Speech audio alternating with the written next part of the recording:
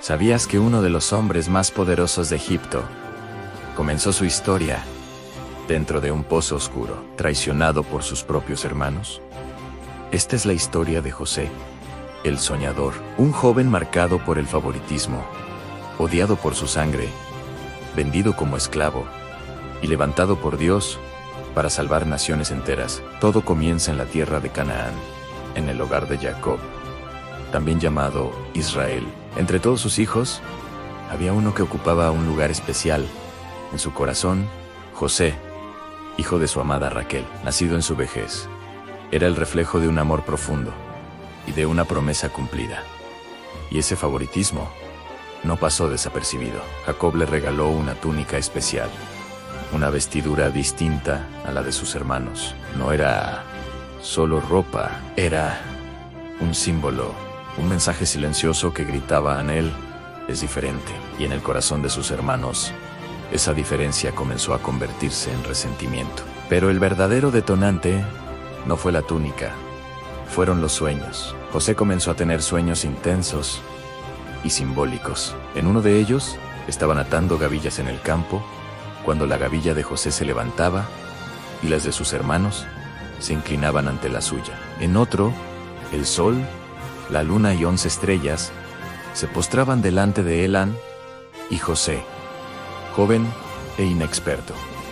Los contó, no con malicia, no con arrogancia consciente. Simplemente los contó. Pero cada palabra fue como gasolina sobre fuego. Sus hermanos no solo lo envidiaban, ahora lo odiaban. ¿Cómo era posible que el menor soñara con gobernarlos? Incluso su padre lo reprendió, aunque guardó aquellas palabras en su corazón. Un día, Jacob envió a José a buscar a sus hermanos, que estaban pastoreando lejos de casa.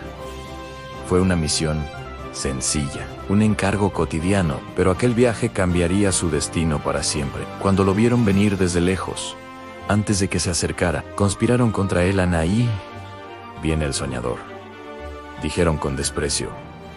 Planearon matarlo. Así de profundo era el odio. Pero Rubén, el mayo Ere, intervino y sugirió echarlo en una cisterna seca, con la intención secreta de rescatarlo después. Lo despojaron de su túnica, lo empujaron al pozo. Imagina ese momento en la oscuridad, en silencio, el eco de su respiración, las voces de sus hermanos arriba, comiendo mientras él estaba atrapado. Entonces apareció una caravana de comerciantes que viajaban hacia Egipto.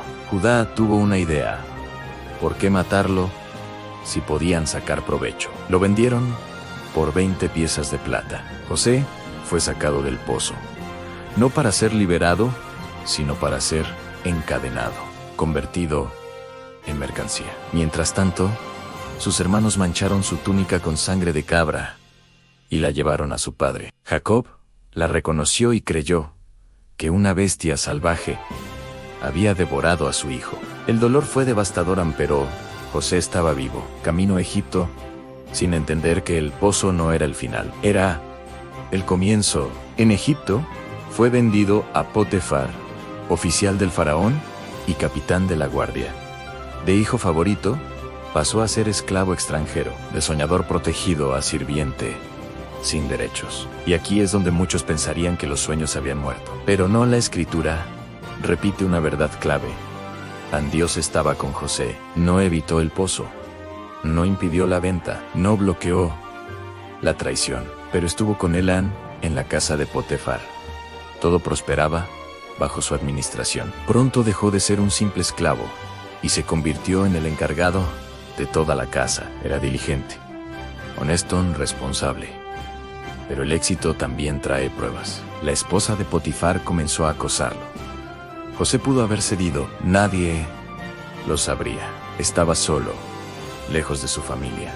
Pero respondió con firmeza: ¿cómo haría yo este gran mal y pecaría contra Dios? No habló de reputación, habló de integridad. Un día, ella lo tomó del manto. José huyó, dejando la prenda en sus manos. Y el rechazo se convirtió en acusación. Fue acusado falsamente y enviado a prisión. Otra vez del pozo a la esclavitud, de la esclavitud a la cárcel. Si esta historia fuera escrita por lógica humana, aquí terminaría. Pero los sueños aún no habían terminado. La prisión era un lugar de olvido, tan oscuro y frío, pero incluso allí Dios estaba con José. Halló gracia ante el jefe de la cárcel y pronto administraba a los demás presos. La prisión se convirtió en su escuela. Allí llegaron el copero y el panadero del faraón. Ambos tuvieron sueños perturbadores. José los interpretó, dejando claro que la interpretación pertenecía a Dios. Al copero le anunció restauración en 3 días. Al panadero, muerte. Exactamente así sucedió. Antes de salir, José pidió al copero que se acordara de él, pero fue olvidado. 2 años más en prisión, hasta que el faraón tuvo sueños inquietantes que nadie pudo interpretar. Entonces, el copero recordó a José, fue llamado apresuradamente, afeitado, han cambiado, han sacado del calabozo al palacio. Interpretó los sueños en 7 años de abundancia, seguidos por 7 de hambre, y propuso un plan estratégico. Faraón lo nombró gobernador de Egipto. Segundo en autoridad. Le entregó anillo, vestiduras y poder. Todos debían inclinarse ante él. A los sueños comenzaban a cumplirse. Durante los años de hambre, sus propios hermanos viajaron a Egipto en busca de alimento. No lo reconocieron, pero se inclinaron. José los probó, observó sus corazones, escuchó su arrepentimiento. Y cuando Judá se ofreció a quedarse como esclavo en lugar de Benjamín, entendió que habían cambiado. Entonces, reveló su identidad. Yo soy José. No habló de venganza. Dijo, en ustedes pensaron mal contra mí, pero Dios lo encaminó a bien para preservar.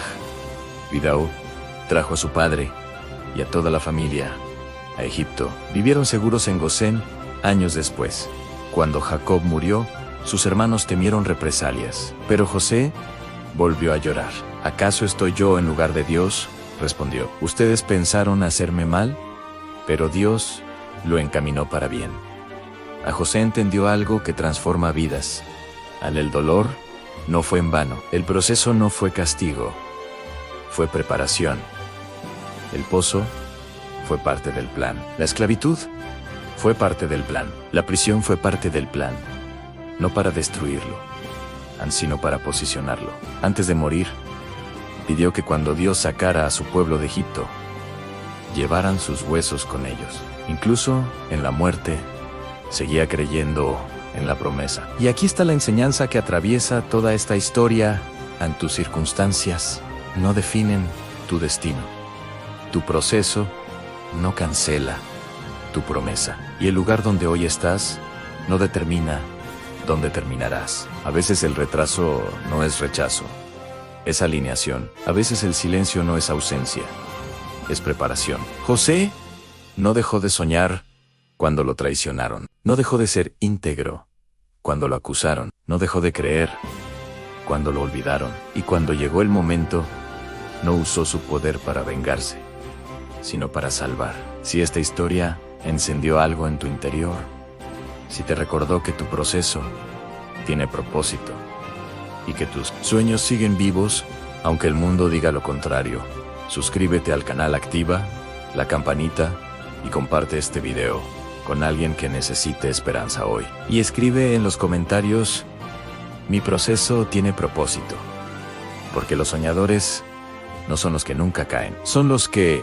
aún en el pozo, siguen creyendo